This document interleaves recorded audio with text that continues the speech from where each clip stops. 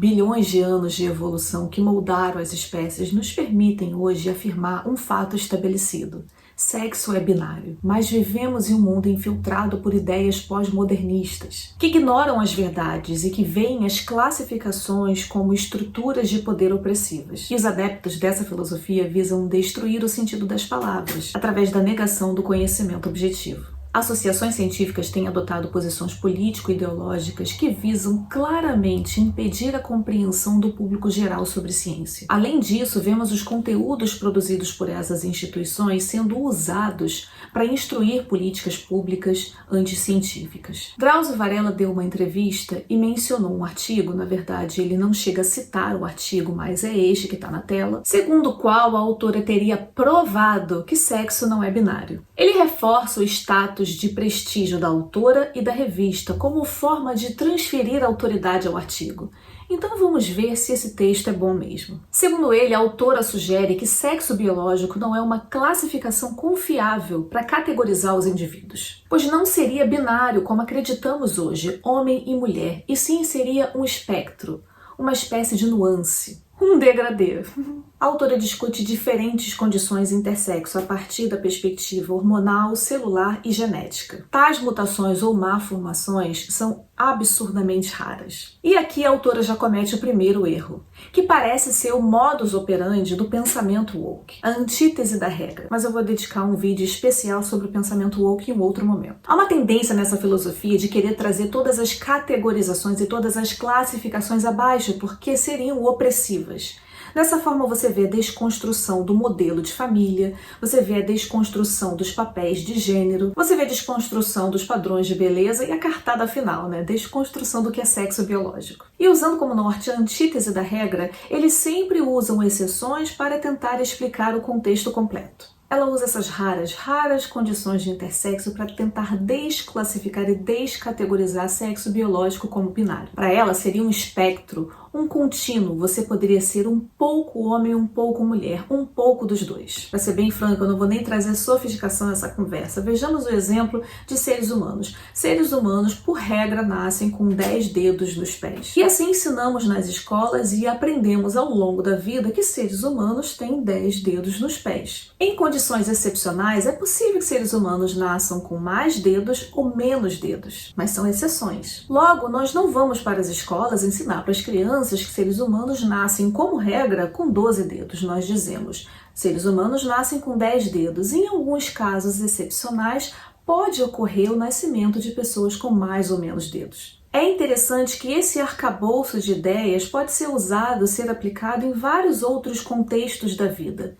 Mas quando se trata de sexo biológico ou de gênero, não pode, é opressivo. A autora segue discutindo outras condições intersexo e ela comete mais erros ao fazer isso. Primeiro que ela confunde sexo biológico com mecanismos de determinação sexual. Segundo, ela confunde sexo biológico com características sexuais. Eu vou discutir já, não fique nervoso. E o pior de tudo, ao escrever um texto sobre sexo, ela ignora completamente a definição universal biológica do que é sexo. Sexo biológico é definido em animais pela presença de gametas menores em homens, espermatozoides, e gametas maiores em mulheres, que seriam os óvulos. Em espécies que usam os gametas para efeitos reprodutivos, isso é um padrão, você vê por todas as espécies. Mas você pode perguntar, e as mulheres que não produzem óvulos?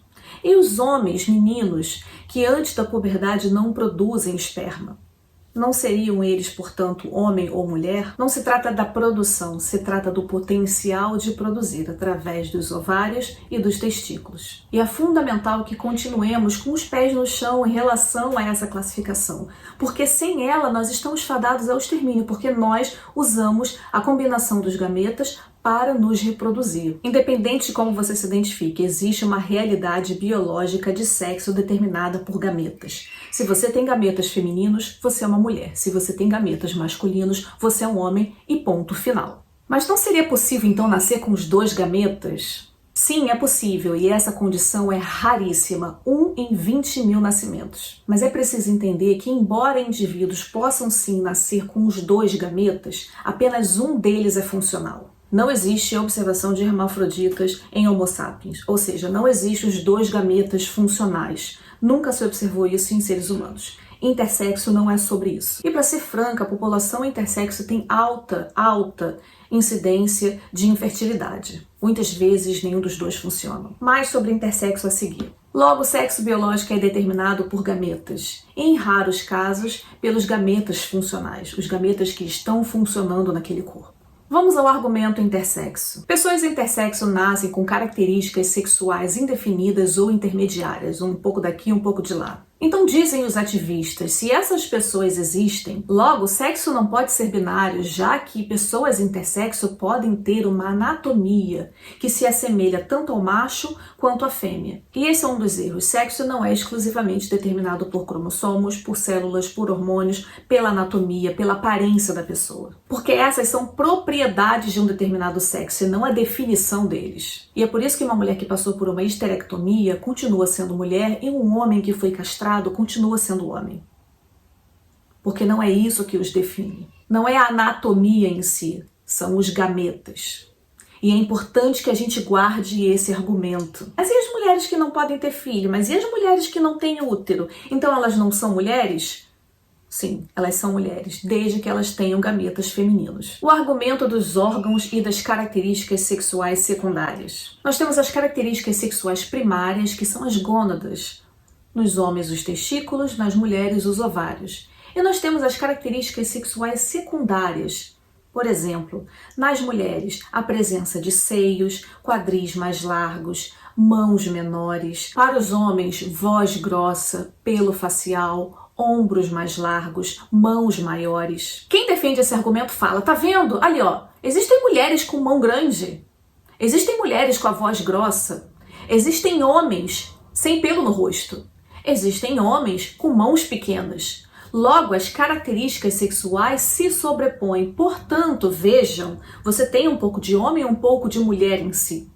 Sexo não é binário. Novamente, essa não é a definição universal biológica do que é sexo. A definição passa pelos gametas e eles sequer tocam na palavra gameta. E eu repito, essa definição se repete para todas as espécies que usam os gametas para fins reprodutivos. A ideia de que apenas nós, seres humanos, não somos, chega a ser um pouco narcisista. A autora discute sexo a partir da aparência das pessoas e não das funções sexuais de um determinado sexo. E claro, se você for analisar a partir de uma perspectiva da aparência das pessoas, é fácil você concluir que sexo é um espectro, porque as pessoas têm aparências muito diversas, então é muito fácil sustentar esse argumento tosco. Os defensores da identidade de gênero estão sempre usando de forma isolada cromossomos, células, hormônios e achando condições intersexo que se associam a alguns desses casos, para justificar o não binarismo. E é isso que ela faz, ela desassocia o papel reprodutivo dos seres humanos e usa condições médicas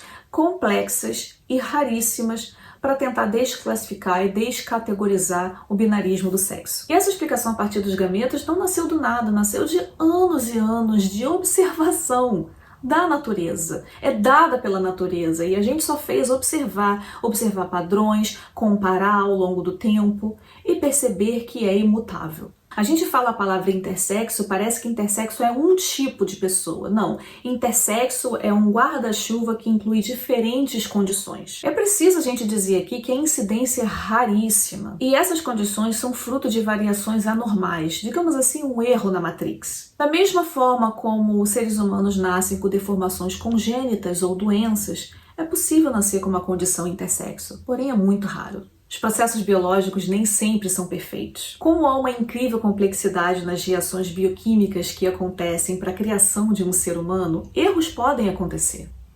E acontecem de fato. E podemos calcular matematicamente esses erros. É interessante que a própria autora, depois de perceber a burrice que ela escreveu, tentou se redimir.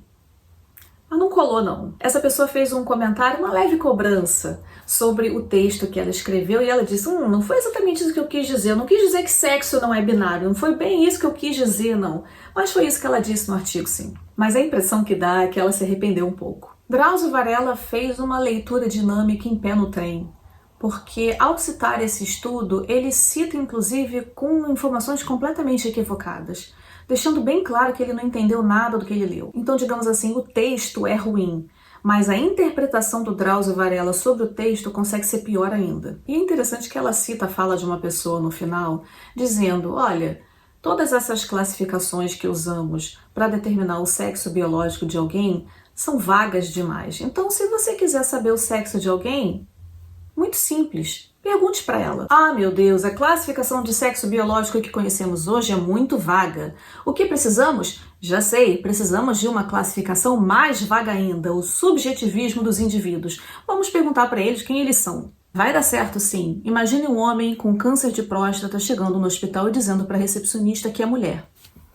Vai dar tudo certo. Imagine um homem que depois de ter matado a mulher, já na delegacia diz que é uma mulher e vai para a prisão feminina. Ó, vai dar tudo certo, confia.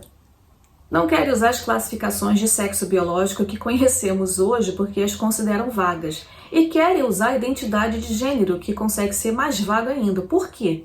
Porque se apoia no subjetivismo, se apoia nos sentimentos das pessoas e não há nada mais volúvel do que o sentimento dos seres humanos. Definitivamente não é uma categoria confiável para você organizar a sociedade. Mas o que eu acho mais fantástico nisso tudo é que, de uma forma mágica, eles conseguem ainda explicar o transgenerismo através do intersexo, que são duas coisas completamente distintas. Mas porque o intersexo tem uma explicação científica, você consegue identificar materialmente por que a pessoa é intersexo.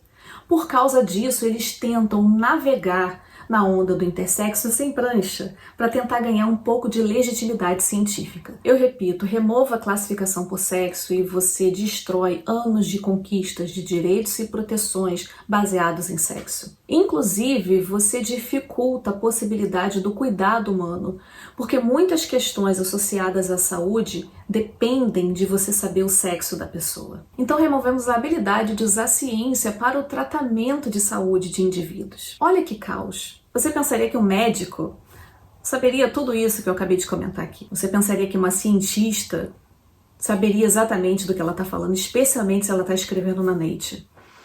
Você pensaria, né? São novos tempos.